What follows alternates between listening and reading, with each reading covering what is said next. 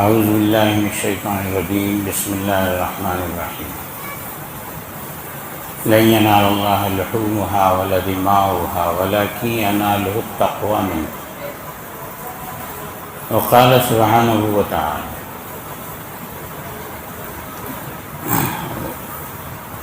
لن تنالوا البر حتى تنفقوا مما تحبون وقال سبحانہ وتعالی ويؤثرون على أنفسهم ولو كان بهم خصاصة صدق اللہ العظیم۔ محترم عزیز دینی بھائیوں، ابھی ہم قربانی کے تہوار سے فارغ ہوئے ہیں اور ابھی ہمارے دانتوں میں اس گوشت کا مزہ اور ہمارے یہاں وہ خود گوشت ابھی موجود ہے۔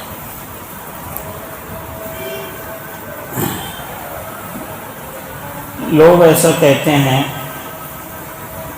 کہ مولانا لوگ چار دیواری میں رہتے ہیں، ان کو زیادہ دین کی معلومات تو ہوتی ہے، دنیا کی نہیں ہوتی ہے۔ تو بولتے ہیں کہ قربانی کا جو حصہ ہوتا ہے، قربانی کا گوشت ہوتا ہے، اس کا حقدار زیادہ قریبی ہوتا ہے، اور زیادہ قریبی حقدار سب سے زیادہ قریبی کون ہے؟ تو سب سے زیادہ قریبی فریج ہے، فریج سے زیادہ قریبی کوئی نہیں۔ تو اس لیے اب یہ ہوتا ہے کہ فریج کا حق سب پہلے ادا کرتے ہیں، بعد میں دوسروں کا کرتے ہیں۔ تو فریج میں بھی ابھی وہ گوشت موجود ہے۔ قربانیاں ہم نے دی ہیں، قربانیاں ہم نے کی ہیں۔ ایک حکم تھا اللہ کا، ایک سنت ہے رسول اللہ کی، حضرت ابراہیم علیہ السلام کا وہ معمول، ان کا ایک قربانی کا ایک ان کا جذبہ تھا، جس کو اللہ تعالیٰ نے امت محمدیہ صلی اللہ علیہ وسلم میں بھی اس کو جاری و ساری کیا ہے۔ وہ کام ہم نے کیا، وہ بہت اچھی بات ہے۔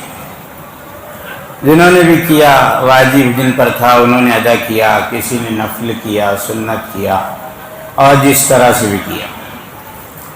لیکن یہ جو قربانی ہم نے کی ہے، یہ تو میں نے قرآن کی ایک آیت پڑھی ہے، لَن يَنَالَ اللَّهَ لُحُومُهَا وَلَا دِمَاؤُهَا وَلَكِن يَنَالُهُ التَّقْوَى مِنكُمْ، کہ اللہ تعالیٰ کو نہ تمہارے گوشت کی ضرورت ہے، نہ تمہارے خون کی ضرورت ہے، نہ وہ گوشت اور خون پہنچتا ہے اللہ کو، وہ تو یہیں پڑا رہتا ہے۔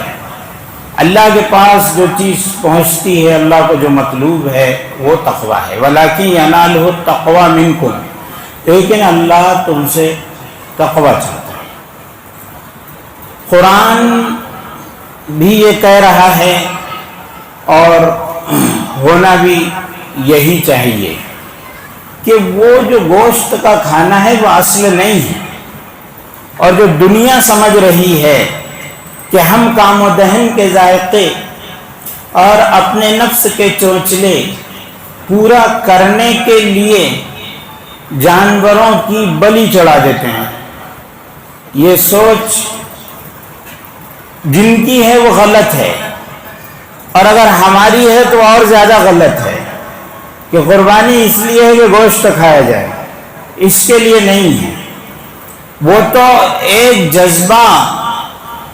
جذبہ پیدا کرنا مقصود ہے انسانوں کے اندر، ایثار کا، قربانی کا، سیکریفائس کا، بلیدان کا، دوسروں پر اپنے پر دوسروں کو ترجیح دینے کا، یہ ایک جذبہ انسانوں کے اندر اللہ رب العالمین پیدا کرنا چاہتا ہے اس کے ذریعے۔ اب یہ ہم سوچے کہ کیا ہمارے اندر وہ جذبہ اس کے ذریعے سے پیدا ہوا؟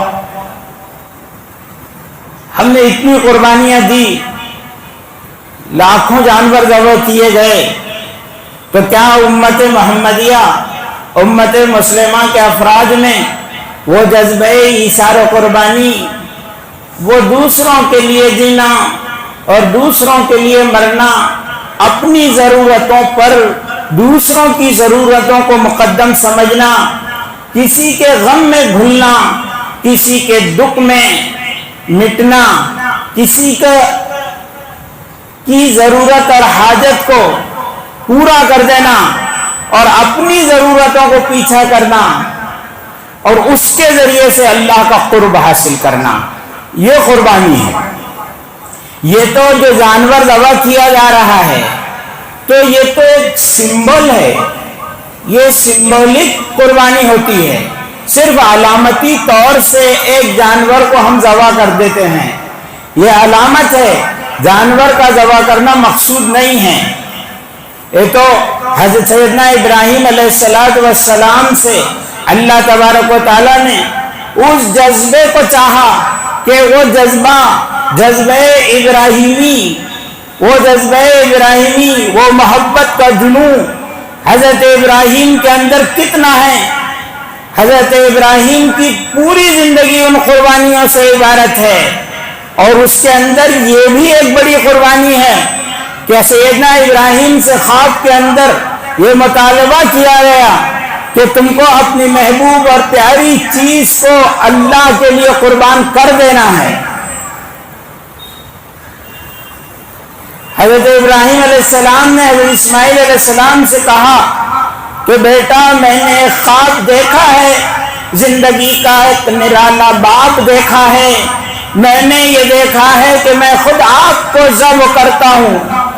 تو یہ جو حضرت ابراہیم علیہ السلام کا سے جو چیز چاہی جا رہی ہے وہی چیز ہم سے بھی چاہی جا رہی ہے۔ اس کے اندر یہ قربانی مقصود و مطلوب نہیں، ان جانوروں کو ذبح کرنا مقصود نہیں، یہ تو غلط سمجھا جنہوں نے سمجھا، یہ غلط پیروپیگنڈا ہے جنہوں نے پھیلایا، یہ افواہیں ہیں، ہوائیں ہیں، یہ اسلام کے خلاف یہ غلط پروپیگنڈا ہے کہ جس کو اس طرح سے پھیلایا جائے کہ جانوروں کو اپنے لذت کے لیے ذبح کرتے ہیں۔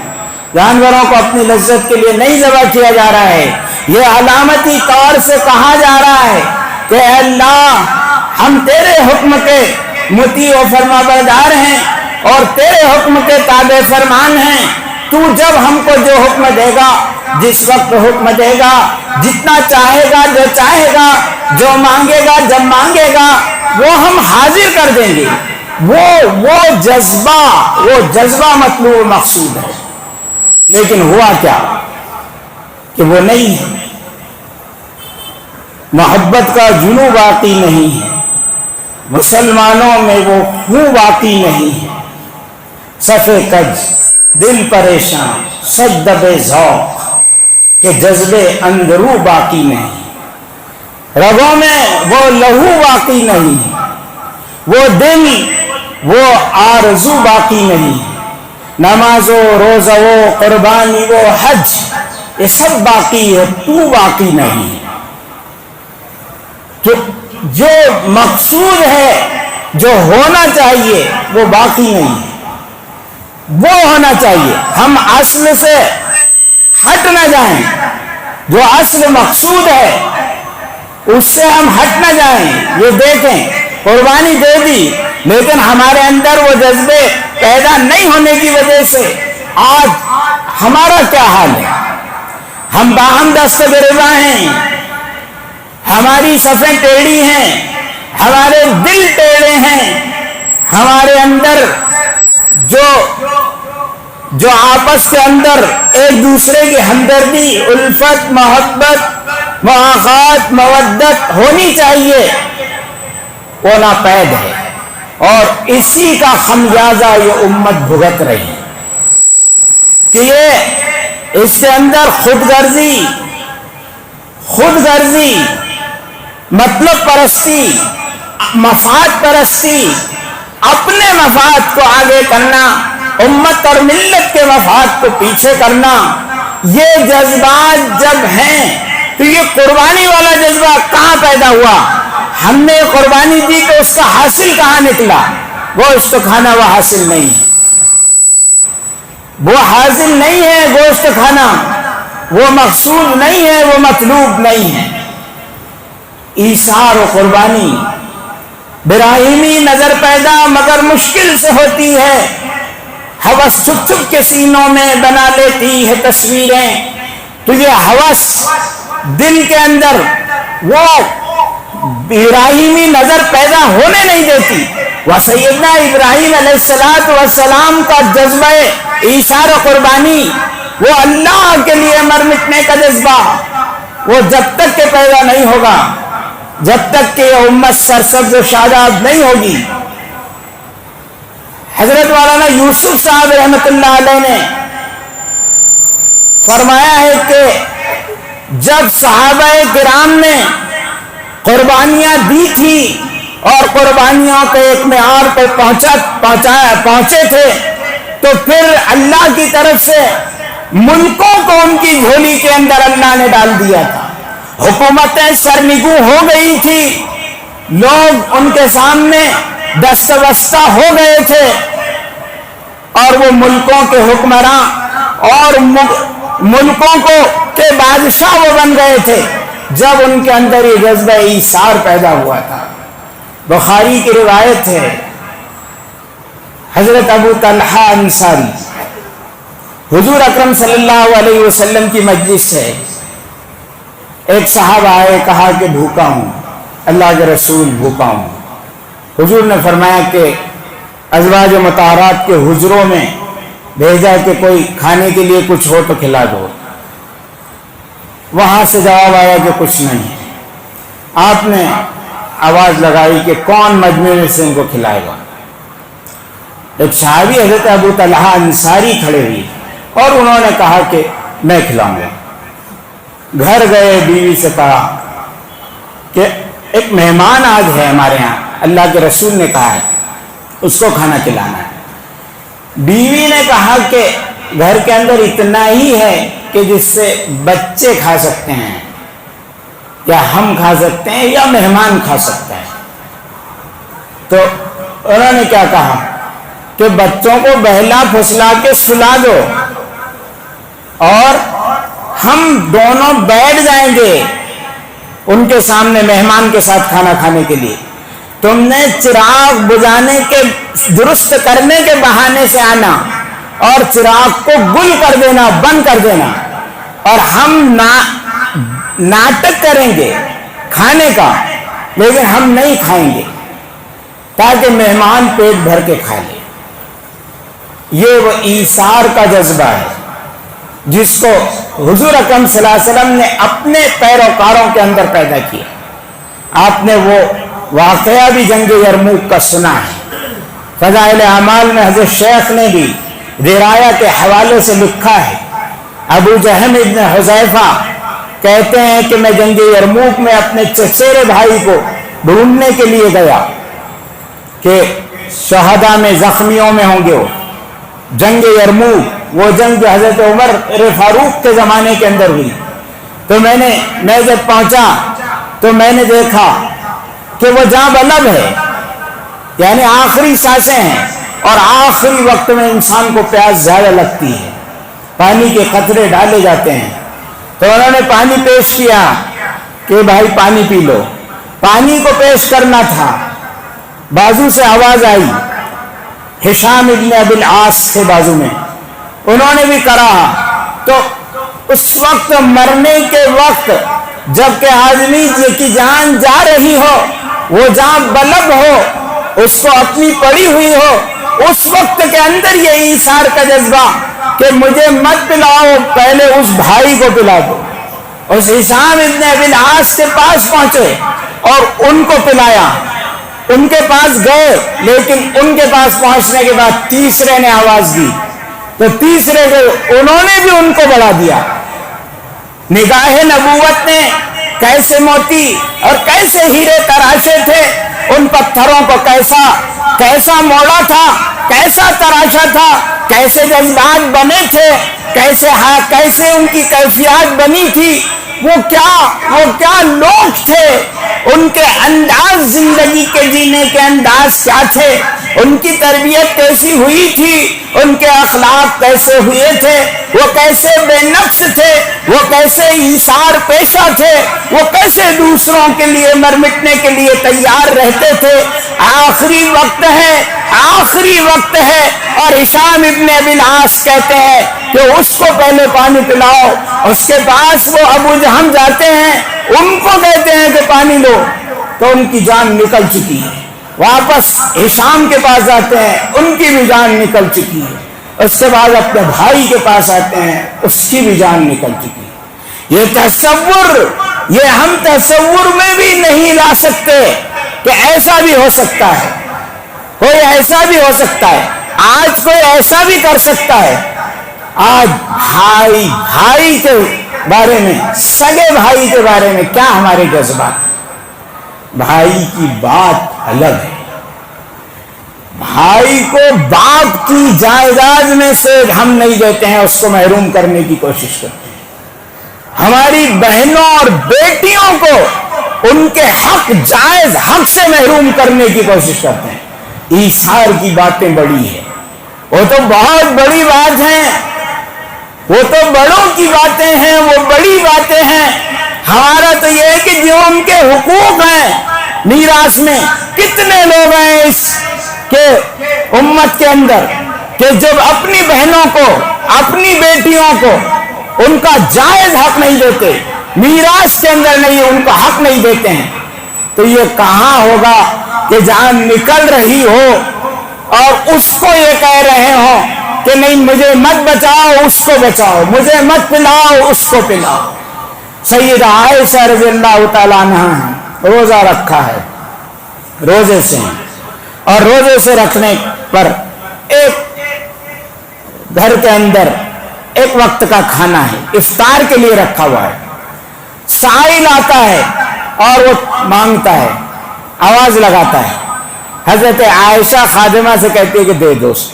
کہا کہ آپ نے تو سحری بھی کم کی تھی اور اس کے بعد اب رات میں پھر کچھ نہیں رہے گا.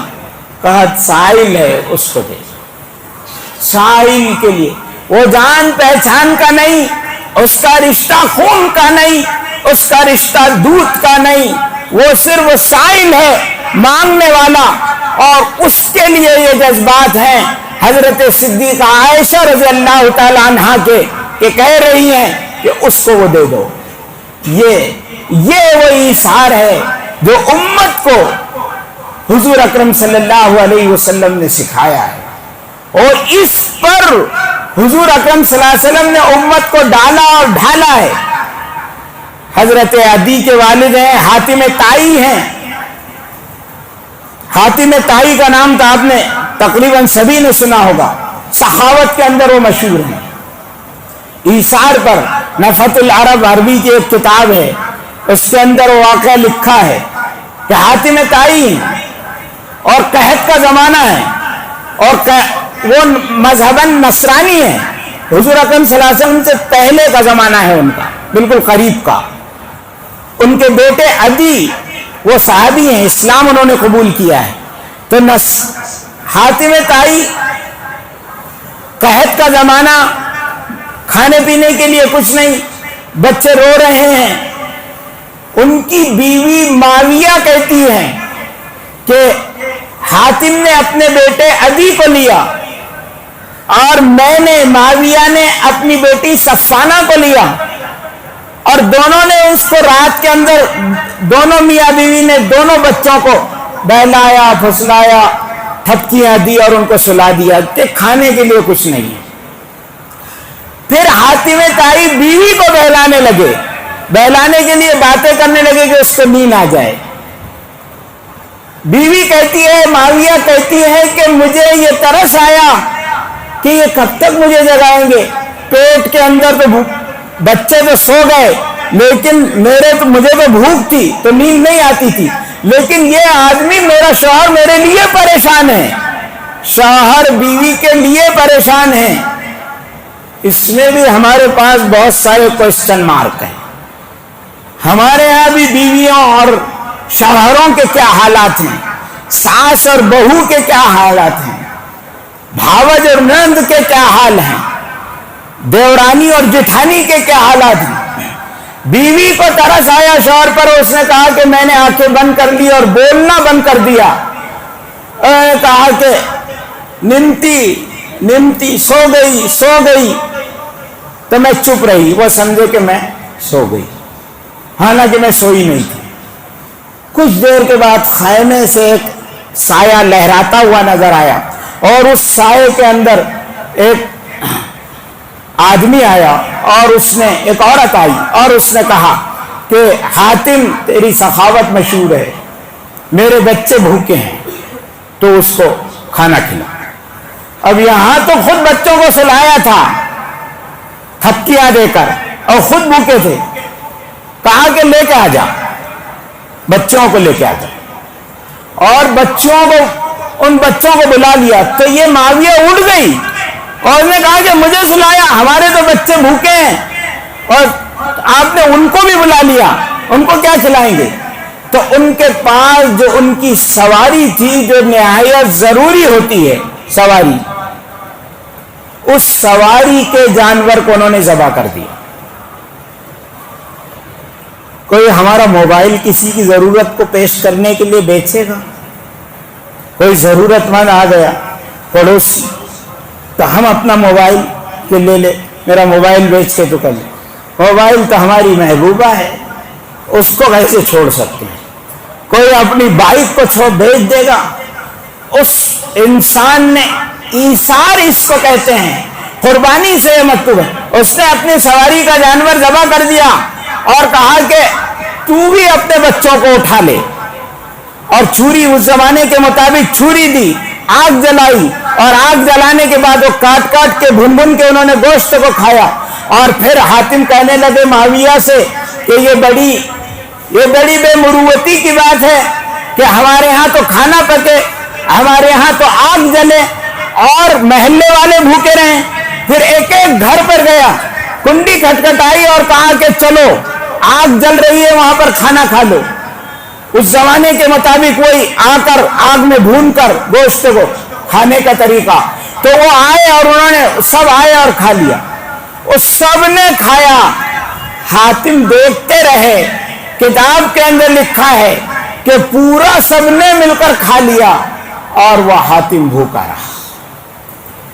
اس لیے دنیا کے اندر وہ سخاوت کے نام سے آج بھی مشہور ہے حاتم تھا۔ تو یہ وہ ایثار اور قربانی کا یہ جذبہ، یہ ہم سے مطلوب ہے۔ یہ صرف جانوروں کا ذبح کر دینا اور جانوروں کو قربان کر دینا مقصود نہیں ہے۔ ہم سے تو یہ چاہا گیا ہے کہ ہمارے اندر وہ جذبات پیدا ہوں، ہمارے اندر لوگوں کے لیے جینے کا جذبہ پیدا ہو۔ جب یہ جذبات پیدا ہوں گے تو تبھی کامیابی قدم چومے گی، ورنہ کامیابی قدم نہیں چوم سکتی۔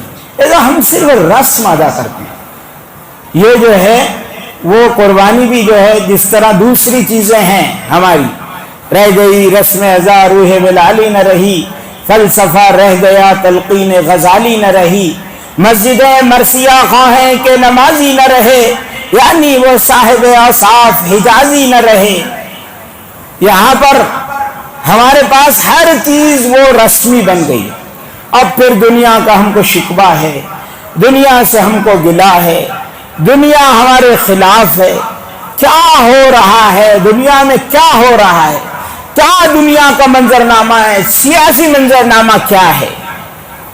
دنیا کے اندر کیا ہو رہا ہے؟ اس لیے ہو رہا ہے کہ ہم بدل گئے، اس لیے اللہ کی طرف سے وہ فیصلے بدل گئے۔ یہ جو قربانی تھی، یہ دعوت، یہ اس بات کو بتلانے کے لیے تھا کہ اللہ سے قرب ہم کیسے حاصل کریں۔ اللہ الخلق یعل اللہ، مخلوق اللہ کا کنبہ ہے. خیر الناس من ينفع الناس، لوگوں میں بہتر وہ ہے جو لوگوں کے لیے نفع بخش ہو، جو لوگوں کے لیے نفع رساں ہو. ہم کو لوگوں کی نفع رسانی کے لیے پیدا کیا گیا. کنتم خیر امۃ اخرجت للناس، تم لوگوں میں بہترین ہو اس لیے کہ تم لوگوں کی خیر خواہی کے لیے پیدا کیے گئے ہو. ہمارا مقصود خیر خواہی ہے. ہم دنیا میں دینے کے لیے آئے تھے، ہم دنیا سے لینے کے لیے نہیں آئے تھے. یہ حکومتیں اور سلطنتیں، یہ حکومت والوں کو مبارک ہو.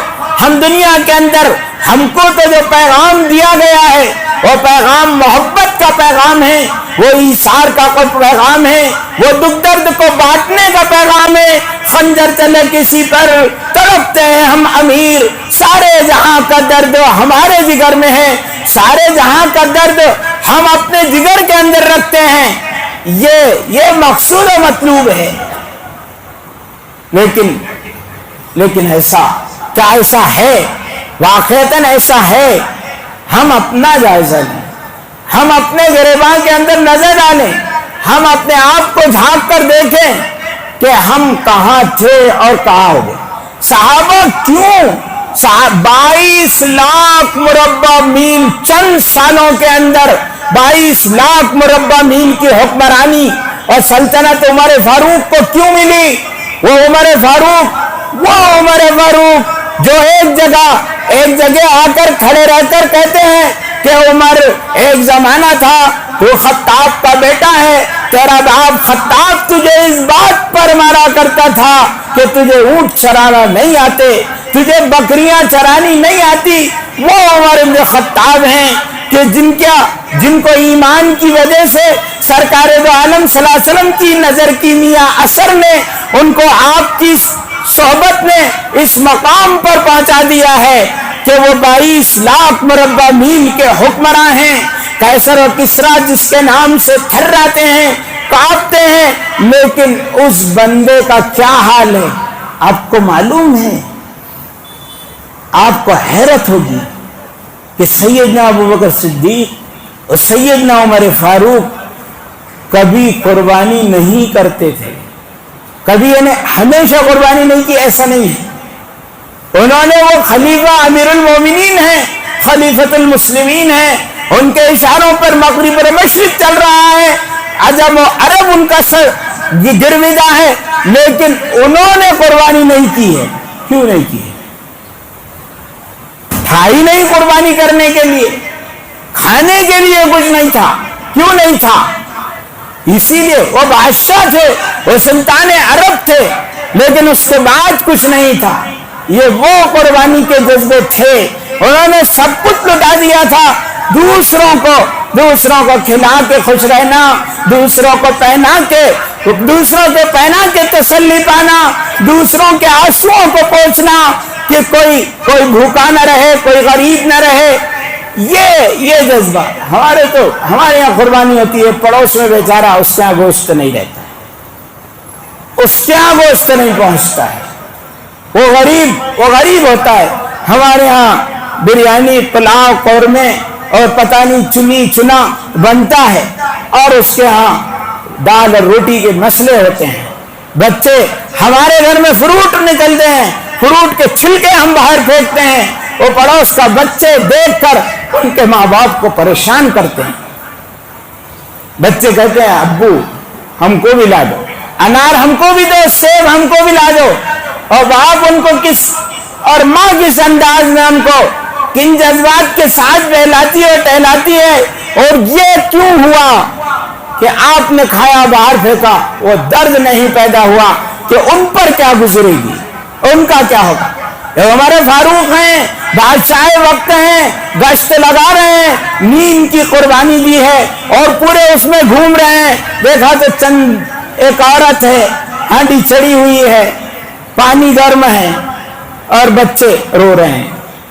سنا آپ نے واقعہ، بچے رو رہے ہیں، ہمارے فاروق ہیں. کہا اے بڑھیا کیوں پریشان کرتی بچوں کو، کیوں نہیں کھلاتی پلاتی؟ نے کہا کہ ہو تو کھلاؤں، کچھ نہیں ہے اس لیے. تو پھر کہا ہے وہ ہانڈی میں کیا ہے؟ تو گرم پانی ہے. بچے روتے روتے سو جائیں گے، اس لیے رکھا ہے۔ حضرت عمر فاروق تو کام گئے، لرز گئے، سیدھے دوڑے، سامان لایا، سب کچھ کھانے پینے کا، اور وہ مشہور واقعہ ہے، اپنے غلام سے کہا کہ اسلم میرے سر پر رکھ دے۔ غلام نے کہا کہ میں اٹھاتا ہوں، کہا نہیں میرا بوجھ قیامت کے دن تو نہیں اٹھائے گا، کہا میرے سر پر رکھ دے۔ اس کو لے گیا، چولہا جلایا، بچوں کو کھلایا پکایا، اور حضرت عمر کی داڑھی میں راوی کہتا ہے کہ دھواں گھس رہا تھا، اسلم کہتے ہیں کہ دھواں گھس رہا تھا، اب میں دیکھ رہا تھا وہ پھونک رہے تھے، اور پھر اس کے بعد بیٹھے کھلانے پلانے کے بعد کامرین ان چلیے، کہا نہیں، جن بچوں کو میں نے روتے دیکھا میں یہ چاہتا ہوں کہ ان کو ہنستا دیکھنا۔ بچے ہنسنے لگے، کھلنے لگے، پھر اس کے بعد گئے۔ یہ وہ قربانی انہوں نے قربانی نہیں دی اس لیے کہ ان کے پاس قربانی کے لیے پیسے نہیں تھے، لیکن قربانی کا مقصود و مطلوب، قربانی سے جو چاہا جا رہا ہے وہ ان کے اندر موجود تھا۔ ہم نے جانور ذبح کیے، ہم نے فریج بھر دیے، ہم نے کھا لیا، لیکن ہمارے اندر وہ جذبہ نہیں، ینال اللہ لحومها ولا دماؤها ولکن ینالہ التقوی منکم، اللہ تو تم سے وہ جذبہ جاتا ہے، وہ مطلوب جذبہ ہم سے پیدا نہیں ہوا، اس جذبے کی ضرورت ہے۔